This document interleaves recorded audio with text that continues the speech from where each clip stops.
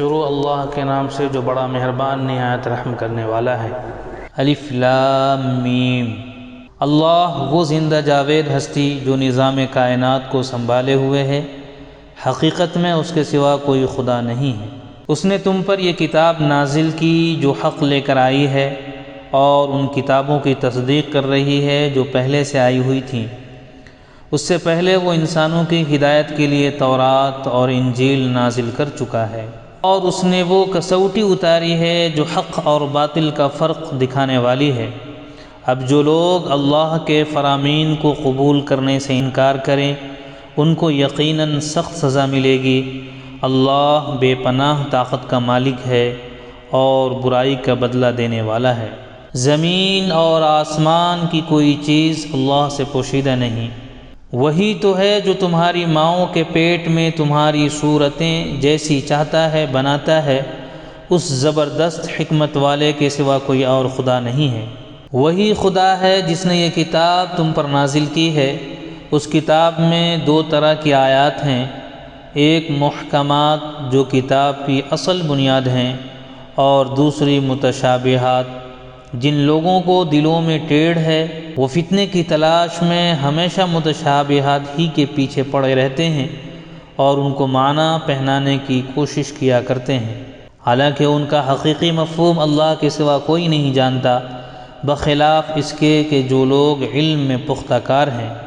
وہ کہتے ہیں کہ ہمارا ان پر ایمان ہے، یہ سب ہمارے رب ہی کی طرف سے ہیں، اور سچ یہ ہے کہ کسی چیز سے صحیح سبق صرف دانش مند لوگ ہی حاصل کرتے ہیں۔ وہ اللہ سے دعا کرتے رہتے ہیں کہ پروردگار، جب تو ہمیں سیدھے راستے پر لگا چکا ہے تو پھر کہیں ہمارے دلوں کو کجی میں مبتلا نہ کر دیجیو، ہمیں اپنے خزانہ فیض سے رحمت عطا کر کہ تو ہی فیاض حقیقی ہے۔ پروردگار تو یقیناً سب لوگوں کو ایک روز جمع کرنے والا ہے جس کے آنے میں کوئی شبہ نہیں، تو ہرگز اپنے وعدے سے ٹلنے والا نہیں ہے۔ جن لوگوں نے کفر کا رویہ اختیار کیا ہے انہیں اللہ کے مقابلے میں نہ ان کا مال کچھ کام دے گا نہ اولاد، وہ دوزخ کا ایندھن بن کر رہیں گے۔ ان کا انجام ویسا ہی ہوگا جیسا فرعون کے ساتھیوں اور ان سے پہلے کے نافرمانوں کا ہو چکا ہے کہ انہوں نے آیات الہی کو جھٹلایا۔ نتیجہ یہ ہوا کہ اللہ نے ان کے گناہوں پر انہیں پکڑ لیا، اور حق یہ ہے کہ اللہ سخت سزا دینے والا ہے۔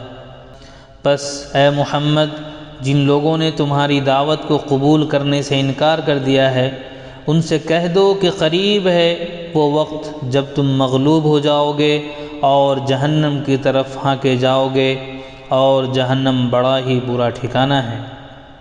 تمہارے لیے ان دو گروہوں میں ایک نشان عبرت تھا جو بدر میں ایک دوسرے سے نبرد آزما ہوئے۔ ایک گروہ اللہ کی راہ میں لڑ رہا تھا اور دوسرا گروہ کافر تھا۔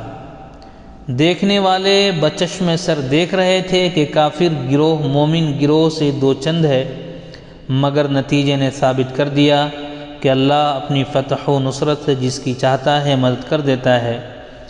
دیدہ بینا رکھنے والوں کے لیے اس میں بڑا سبق پوشیدہ ہے۔ لوگوں کے لیے مرغوبات، نفس، عورتیں، اولاد، سونے چاندی کے ڈھیر، چیدہ گھوڑے، مویشی اور زرعی زمینیں بڑی خوش آئند بنا دی گئی ہیں، مگر یہ سب دنیا کی چند روزہ زندگی کے سامان ہیں۔ حقیقت میں جو بہتر ٹھکانہ ہے وہ تو اللہ کے پاس ہے۔ کہو میں تمہیں بتاؤں کہ ان سے زیادہ اچھی چیز کیا ہے؟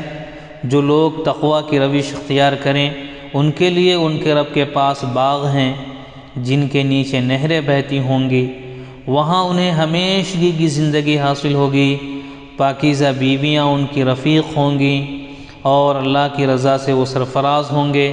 اللہ اپنے بندوں کے رویے پر گہری نظر رکھتا ہے۔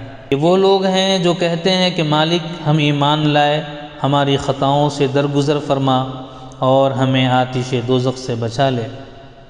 یہ لوگ صبر کرنے والے ہیں، راست باز ہیں، فرما بردار اور فیاض ہیں، اور رات کی آخری گھڑیوں میں اللہ سے مغفرت کی دعائیں مانگا کرتے ہیں۔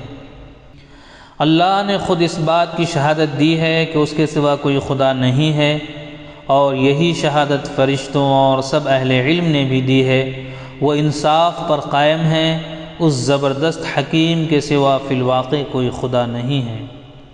اللہ کے نزدیک دین صرف اسلام ہے۔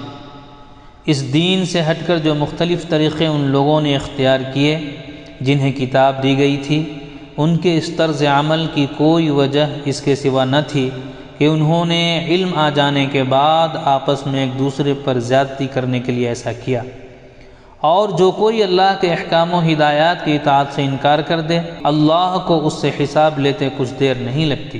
اب اگر یہ لوگ تم سے جھگڑا کریں تو ان سے کہو، میں نے اور میرے پیرووں نے تو اللہ کے آگے سر تسلیم خم کر دیا ہے۔